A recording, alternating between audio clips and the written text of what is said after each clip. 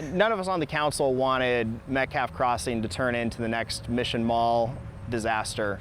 It is a disaster Overland Park wants to prevent as they try to beautify the city's front door. And now city leaders are getting impatient and frustrated after more delays at Metcalf Crossing. It's right on Shawnee Mission Parkway and Marty Lane. New at 5, 41 Action News reporter Nick Starling has new details on yet another delay. Nick, I know you've been following this story for more than a year now. What you find out? That's right, Kevin. Developers have already had 2 delays on this project and asking for a third. And this property used to have 2 hotels on it. You can just see it is vacant. You can see some overgrowth there from the bushes. Many people here hoping that something gets done so that way these buildings are demolished. It's just a nice neighborhood. We have nice neighbors. But one neighbor Kay McMurray can live without are these run-down, empty buildings. Every year we sat and look at it. It's deteriorating. They're not doing anything. In her over 40 years of living here, she's seen a lot at the site. We have a lot of people walking that come in and go up in there.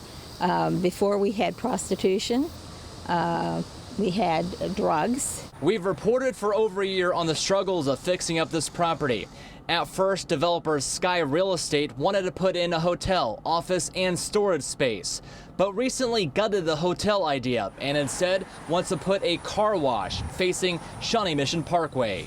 So now that we're seeing a car wash and a storage facility planned for a prime piece of real estate in Overland Park, I think we need to take another look at how we're partnering to make sure that the community is getting significant benefit from that partnership. Council members, including Logan Healy, want something else here, not a car wash. It's a gateway to our city. I think something of a landmark ought to be there. However, some who live nearby, like McMurray, would want anything but what's currently here. It's just time something was done, and I think it's awful of the city council not to think that this is a better deal than what we've had before. That is a part of our community that really deserves something special, and I hate to see it delayed further. Now, the city does have some pull here because this is a private-public partnership. The developers are asking for a few $1 million in tax incentives. Now, I did reach out to the developers. They did not return my calls. They do have a September 30th deadline, and they are asking for this delay next week.